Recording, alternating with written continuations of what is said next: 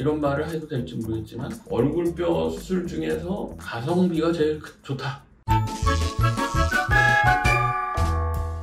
안녕하세요. 이후 구강암면외과 신의진 원장입니다. 오늘은 양악수술과 윤곽수술 중에 나한테 맞는 수술이 어떤 것인지 고민하시는 분들을 위해서 문답 형식으로 해서 간단하게 정리해보는 시간을 갖도록 하겠습니다. 원장님, 그 양악수술이랑 윤곽수술 이 차이가 뭔지 제가 궁금해서요. 어떤 차이가 있을까요?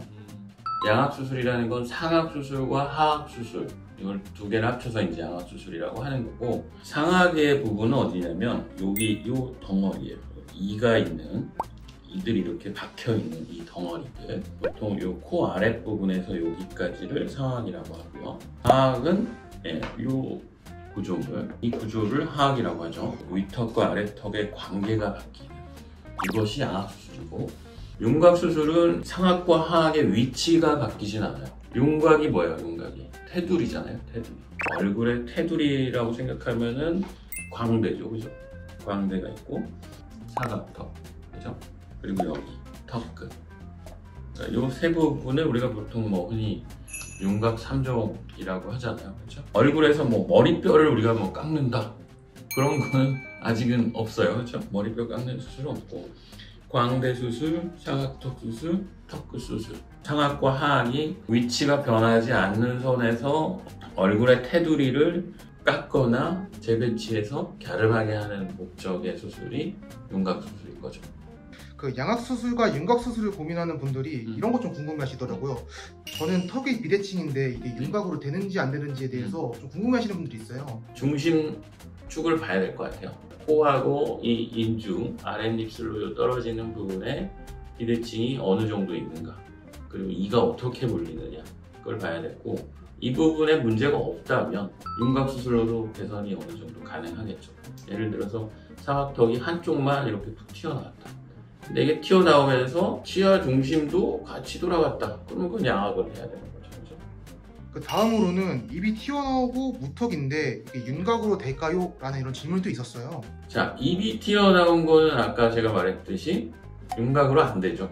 치아를 포함한 이 부분이 입술의 위치를 좌우할 거 아니에요, 그렇죠? 그러니까 여기가 움직여야지 인매의 변화가 생기는 거고, 무턱은 보통 뭐를 얘기하냐면 턱 자체가 이제 뒤로 가는 것도 있지만 후방으로 이렇게 똑 떨어지는 그런 경우를 주로 얘기하고, 그래서 턱끝만 앞으로 빼는 거는 상당히 효과적이에요.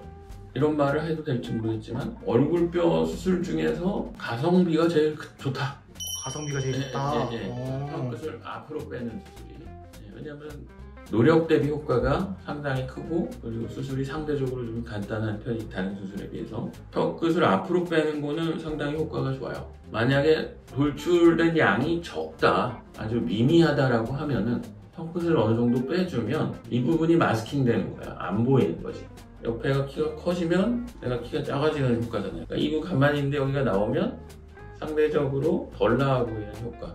사실 이런 것들이 뭐냐면 코 수술을 하는 경우도 있죠. 입이 나왔는데 코 수술을 해서 입이 상대적으로 좀 덜 나와 보인다, 뭐 그런 경우도 있고요. 그러면 이제 앞모습은 또 괜찮은데 옆모습이 또 안 괜찮으신 분들도 있을 것 같아서 이런 분들은 어떤 게 좀 더 괜찮은 수술일까요?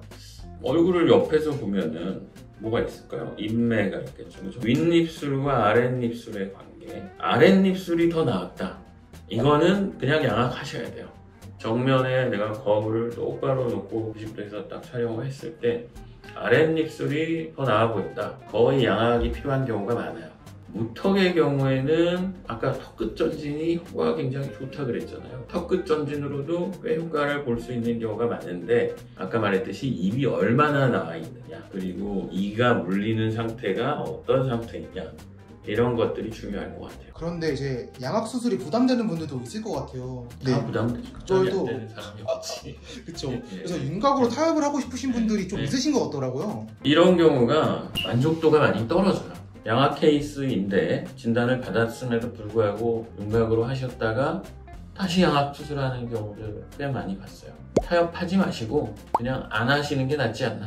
왜냐면 이도저도 아닌 얼굴이 될 수도 있어요. 오히려 긴 얼굴 같은 경우는 턱이 앞으로 나와서 생기고 밑으로 자라서 생기는데, 길어진 상태에서 윤곽을 이렇게 깎으면 긴 느낌은 해소가 안 되는데 턱 끝의 각도라던가 이런 부분이 좀 어색해 보일 수도 있거든요. 그래서 이런 케이스는 좀 타협할 필요는 없지 않나라고 생각하고, 반대로 무턱인 경우에는 턱 끝 전진이 아까 상당히 효과적이라고 했잖아요. 그렇죠? 그래서 이런 경우는 턱 끝 전진을 해보고 할 수도 있다라고 생각하는데, 이것도 모두가 그렇진 않죠. 네, 진단이 필요하다. 지금까지 이제 뭐 양악이 필요한지 윤곽으로 충분한 건지 이런 부분에 대해서 이제 얘기를 드렸는데, 사실 인터넷에서 그냥 뭐 내 얼굴 사진 하나 딱 올리면 뭐 해야 돼요? 그런 경우는 너무 심한 주걱턱, 너무 심한 무턱, 비대칭, 누가 봐도 그런 케이스가 아니라면 중간에 걸쳐 있는 경우들도 많이 있고 하기 때문에 진단을 받아보시는 게 좋을 것 같아요. 정확하게. 더 궁금하신 부분이 있다면 댓글로 남겨주셔도 되고 병원으로 문의를 주셔도 되겠습니다. 감사합니다.